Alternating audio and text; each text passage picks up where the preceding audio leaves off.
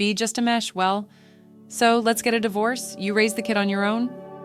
It had been a long time since I was happy with Tom's words, so I responded with an unexpected smile. Got it. Here are the divorce papers. Seeing the divorce papers, Tom's eyes widened. I think Tom was shocked that I had the papers ready, but it's proof that I was thinking the same thing. Getting him to bring up the divorce was convenient for me. I won't miss this opportunity. If he regrets it after the divorce, that's on him. Given the circumstances, I won't forgive him no matter what he says. I hope he falls to the very bottom, otherwise all my hardships won't be rewarded. I smiled gently at Tom. My name is Emily. Death at 28, I'm doing my best as a full-time housewife. I got married 3 years ago. My husband Tom runs an IT-related company, and he seems to be quite permanent in that field. However, I'm not familiar with the IT industry, so I don't really know the details. But my elder sister, Catherine, is a system engineer and is well-versed in the IT world. So I asked her about Tom. Tom, he's quite a figure of attention in the industry. I see, so he really is something. I feel proud, even though it wasn't about me. Tom's work is busy, and there are times during peak seasons when he doesn't come home for days, but that's because he's working hard for me. So I do my best with household chores for Tom's sake. I believe that helping each other out benefits both of us. However, lately, I've been questioning if we are truly supporting each other. When I see Tom's attitude towards me, I especially feel that way. I met Tom 4 years ago. At that time, I was working at an electronics retail store. I've always loved movies and insisted on watching them in high quality even at home. Which brand's device is the best? How much should I spend on a device? As I continued wanting to use the best products, I became obsessed with electronics, and that's how I ended up working at the electronics retail store. On the other hand, Tom was a customer at the store where I worked. Tom, when he came to the store, asked me, "Where can I find the cheapest SSD? I'll guide you to the section." That was our first encounter. As I continued talking to Tom during his visits as a customer, we began to meet privately as well. It eventually turned into a relationship, and before long, we decided to get married. However, looking back now, I feel like our perspectives were off from the very beginning of our marriage. We already have a vacuum cleaner. Why did you buy a robot vacuum cleaner? Well, it cleans even the tightest corners and gives me time to do other things. Huh, you're a full-time housewife. Don't think about cutting corners in housework, Tom said loudly. I had no intention of cutting corners. I just wanted to use my time efficiently. Vacuuming a not-so-dirty floor feels like a waste of time to me. It's better to leave it to the robot vacuum and use that time for laundry or tidying up. In the end, Tom didn't understand my way of thinking. Do you see me as just a housemate? I had a hunch he might think that way, but that might have been Tom's true feelings. Slowly, that's the bad time began to grow inside me. Lately, instead of helping each other, it feels like I'm just being used. There might be a gap in our ideal image of a couple supporting each other. That's how I began to feel. Then one day, I got a call from my childhood friend Karen. I hadn't met her properly since we graduated from high school, so I decided to meet Karen after such a long time. And then Karen started talking about something. Can you teach me how to clean the air conditioner? According to Karen, the air conditioner at her home had started acting up. It didn't seem like a major function, so she wanted to start with cleaning it. Leave it to me. I'm knowledgeable about appliances. Using my expertise from my time working at the electronics store, I decided to teach Karen how to clean her air conditioner. We ended up cleaning her air conditioner together and got caught up in a conversation. By the time I realized it was already dark outside. Oh no, I need to go home. I'm sorry for keeping you so late. No worries, see you later. I hurriedly headed home. When I reached my apartment building, I bumped into Tom. Where were you? Tom gave me a suspicious look. I was at a friend's place. It's fine to meet friends, but you've been doing your chores, right? Of course I have. I know it. I quickly boarded the elevator. Tom followed immediately. Maybe a bit tipsy, he approached with unsteady steps. Instinctively, I reached out to support him. You're drunk at this hour? I had dinner with work associates and it just turned into drinking. Even so, I stopped mid-sentence. What's the matter? Nothing, never mind. I smiled and shook my head side to side. Yeah, Tom seemed to sense something off about my demeanor. If you have something to say, just be clear about it. Yeah, it's just I smelled some perfume on you. Gathering my courage, I answered him like that. When I'd helped Tom earlier, I noticed the scent of perfume from him, and it was a scent I recognized, a woman's perfume used by someone close to me. As I hesitated whether to bring it up, Tom smirked and started petting my head. "Are you worried I'm cheating on you?" "It's not like that." I didn't want to admit I was jealous, but Tom seemed to see right through it. "Your sister was with me." As I thought, I glanced at Tom, and he replied with a light chuckle. "It's not like I'm cheating or anything, we just happened to work together." "Really?" "Yeah, since we were working together, I took the opportunity to discuss something about you with her." His unexpected words made my heart skip a bit. "Unlike me," Tom continued with a calm expression, "we've been so busy that we didn't even have a wedding ceremony. I wanted to do something for you." "Something? Like what?" "I'm grateful to you, you know. How about we go on a trip sometime soon?" Tom suggested, as if he just thought of it. "Yes, I'd love to go on a trip." Then it settled. Tom began nodding it down on his smartphone. So he was really considering my feelings, but was it truly just work? If it was just work, there would be no need for her scent to linger on him for that long. My sister had known about Tom right from the start. She mentioned he was the talk of the industry, but maybe she was just the one keeping an eye on him. Even when Tom came over for our merry talks, the two of them seemed overly familiar with each other. Above her, if he wanted to do something for me, he could have just asked me directly. Unspeakable words whirled inside my heart. Maybe it was really an affair after all. What if Tom was cheating on me with my sister? That thought was all that came to mind. I only have a high school diploma, and since I'm a stay-at-home wife, I don't have a job either. If he divorces me in this situation, could I really make ends meet? An indistinct fear began to creep in. That's right, I should be prepared for the worst-case scenario. This became a catalyst, solidifying a particular reserve within me. About half a year passed, and one morning, I woke up and rushed to the bathroom. Tom's eyes widened in surprise at my sudden movement. "What's wrong? Did you read something weird?" "Maybe, or cold." It was all I could manage to say. I couldn't easily get out of the bedroom. It's not like I'm particularly frail. However, getting sick once a year seemed normal for me. Maybe I've accumulated a lot of fatigue. I think I'll stay quiet today. With that thought, I tried to return to the bed. Just then, Tom, who was in the living room, raised his voice. "Where do you think you're going?" "Sorry, I'm not feeling well, so I'll rest today." "What about my meal? Isn't preparing it your job?" Tom, clearly irritated, questioned me like an inquisition. I was too weak to argue now. Leaning against the wall, I replied, "Sorry, eat outside." Saying just that, I ignored Tom and returned to the bed. Well, now I should go to the hospital later. With that thought, I quietly closed my eyes. A few hours passed, and I was finally able to get up. It was just past 1 p.m. Tom was nowhere to be found in the house. I took a taxi to the hospital. I still wasn't feeling well. When I get home, I'll lie down again. I thought about that constantly. Eventually, I arrived at the hospital and was examined. As a result, I found out I was pregnant. The moment I heard the news, I suddenly felt lighter. I joyfully headed home, wondering how Tom would react to the news. Creating to myself, I waited for Tom's return. Eventually, Tom came home. I confronted him in the living room and told him about the pregnancy. However, Tom just said, "Oh, so what? That's why you weren't feeling well." Was he not happy about it? I was completely taken aback. But from that day on, something changed. Tom became colder than ever before. He ignored me when I spoke to him. He blatantly came home late, and whenever our eyes met, he only had complaints for me. This isn't about the baby. I'm certain he's having an affair. I was convinced of it. If that's the case, I need to prepare for the eventuality of divorce. I quickly took action. Months flew by, being the blink of an eye, and I was now 7 months pregnant. My belly had grown quite a bit, and it was becoming a challenge to even put on socks these days. Gently rubbing my significantly enlarged stomach, I slowly took a seat on the living room couch. Tom approached me. "Can we talk? There's something I want to discuss." "Talk. Make it quick. I'm busy," I replied indifferently. My affection for Tom had all but vanished. Tom had also become more distant, no longer expressing words of care or concern for me. "I've been thinking about this for a while. We're just not compatible." "Huh? We're not?"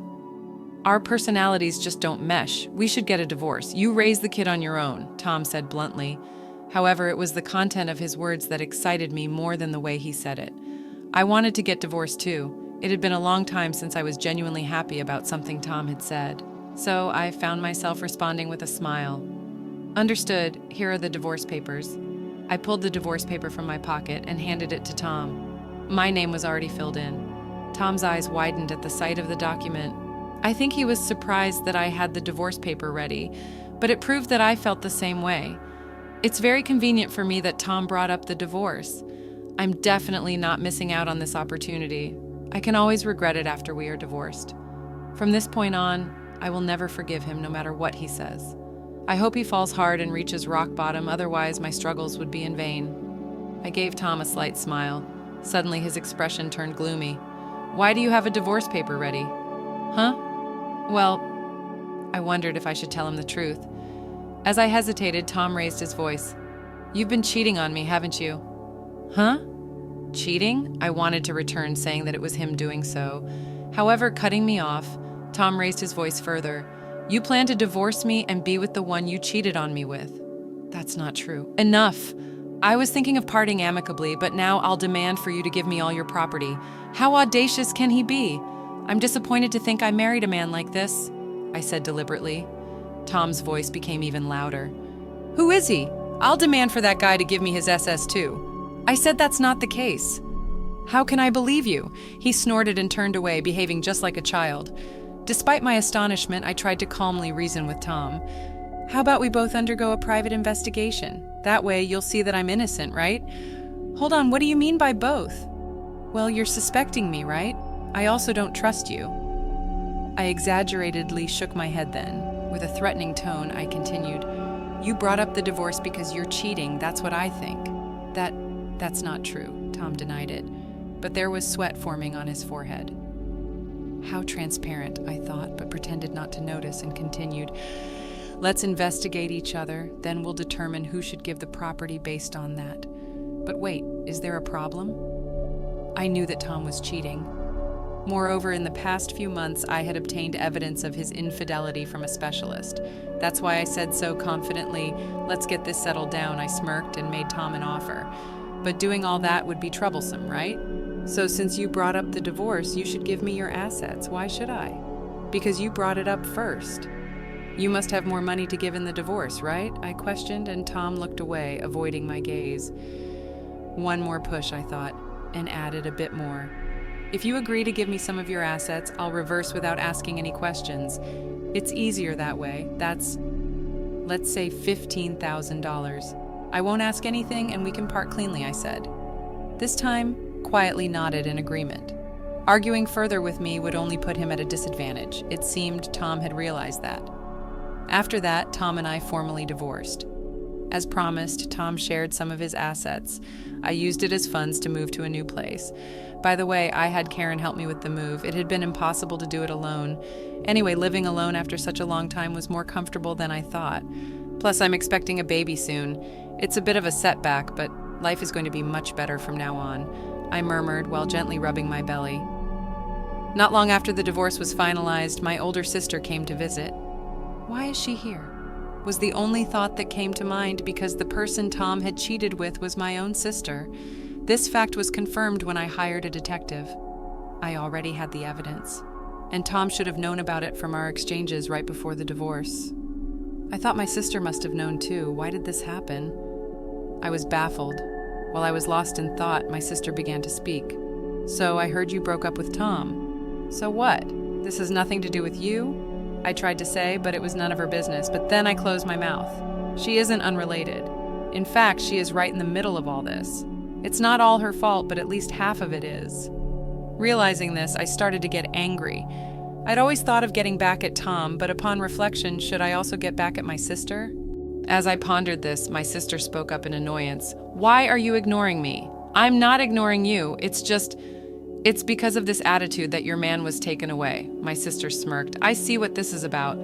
She came to belittle me. Realizing her intention, I quickly retorted, That's not it. I was thinking I didn't want a man like that anyway. Really? Sounds like a sore loser to me. Not at all. If you're satisfied with my leftovers, then by all means, enjoy. My words made my sister frown. I thought to myself that it seemed to have hit a nerve. To hold back my sister, I brought up the main topic. Actually, I came here today to announce my marriage.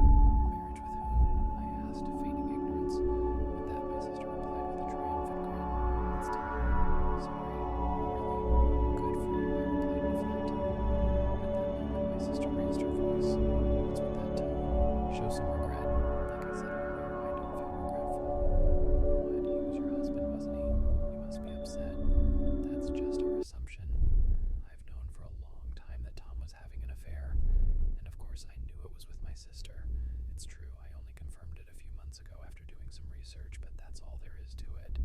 I don't necessarily feel regretful or resentful towards them. I only intend to reciprocate what was done to me. With that thought, I took a deep breath and said to my sister, "Are you satisfied with my hand-me-downs?" My sister beat her leave in frustration.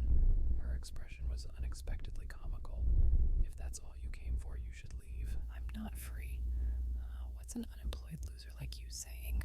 Don't think you can live off only money forever. A smirk crossed my sister's face as if she'd found a way to strike back.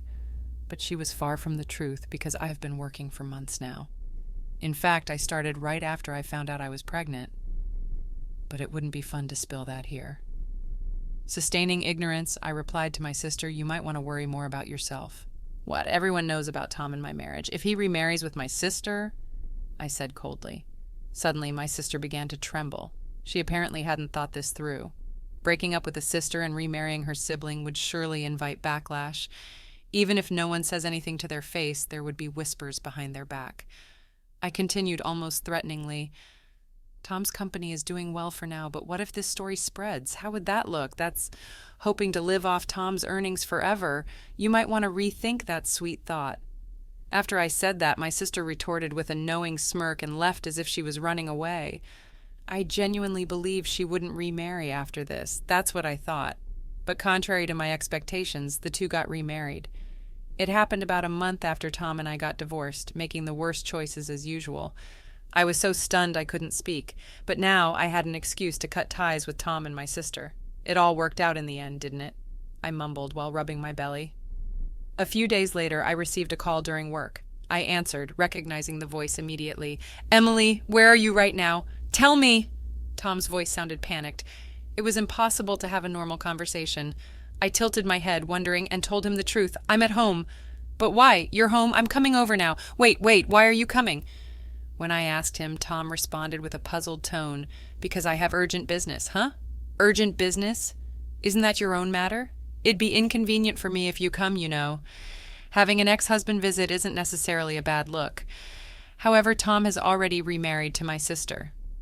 Although we are now in-laws in the eyes of society, the situation could raise suspicions about our relationship. When I explained this, Tom deeply sighed. "You're right, sorry, I was just panicking. So, what's up? Right away I heard you started working." I wondered where he heard that from. It wasn't from my sister. And as I was thinking, Tom hastily questioned me further. "How much do you earn? Do you have money?" Thinking it would be a good opportunity, I shared my current situation as a form of retaliation. Right now, I work at a house cleaning company. However, I'm in a position of co-management. In fact, when I cleaned Cameron's air conditioner, I had considered turning this into a job. After that, when I discovered Tom's infidelity, I discussed it with Karen. Karen recommended that we incorporate immediately, seeing the growing demand in the industry. But I lacked the confidence to do it alone. That's why I invited Karen to join. She immediately agreed, and now we run the company together. The business is going well, and with our executive salaries, our annual income is about $200,000. So that's the story, but it's none of Tom's business, right? Well, yes. But hold on, his response was oddly hesitant. Sensing something was amiss, I quickly operated the computer on my desk. I soon found a particular online article. "I see your company is in trouble, huh? Why would you say that? It's on the online news." It says, "Your company is on the brink of bankruptcy." I read out the online article. It seemed Tom's company's reputation had southerly plummeted. Moreover, it seemed their clients had already started to drift away. They couldn't expect any loans from banks, and it seemed the company was on the brink of bankruptcy. As soon as I conveyed this, Tom began to shout, "Stop it! That's not true." "What's not true? It's written right there, I'm telling you. The real story is different." Here's what Tom had to say. "On the night when my sister visited our place, Tom heard about me from her." "What? People think I dumped my sister-in-law to jump to my wife? Is that what they think?" Emily mentioned that if people really think that, what will you do? Then can we just frame Emily as the bad guy to make things right? Saying this, Tom immediately began spreading false rumors about me to his friends and acquaintances. Rumors like I was cheating with multiple men or that I stole my sister's fiancé. All of these were, of course, outright lies. He must have thought that bad-mouthing me would divert attention from their wrongdoings, but things didn't go as simply as he thought. People started to question why anyone would marry someone like that. In the end, their lies were quickly exposed, and that's how they lost their credibility. You brought this upon yourself. I didn't mean for this to happen. Hey, if you're earning that much, could you lend me some? Huh, of course not. She rejected him outright. Then Tom tried to gain sympathy by tearing up. But if the company goes bankrupt, our employees will be left with nothing. That's not my problem. It's all your fault for cheating, saying that. She hung up the phone. He destroyed himself even before I could get my revenge, I muttered to myself, and then blocked his calls. In the end, Tom's company went bankrupt. He faced backlash from his employees and even got sued for damages by a few of them. Now, to cover his legal expenses, he is working at a cleaning company where he was able to get a job immediately. So, from being my husband, Tom became my brother-in-law and eventually a business competitor. It feels annoying how he keeps popping into my life. By the way, I safely gave birth to a baby girl. I'm currently handling administrative work from my company while taking care of her. You can take maternity leave if you want. I'll think about it, I told Karen, but I have no intention of taking a break. That's because I enjoy working right now and my newborn daughter gives me strength. It's essential for people to help each other. My daughter in my arms strongly reminds me of that. That's why I plan to keep going strong.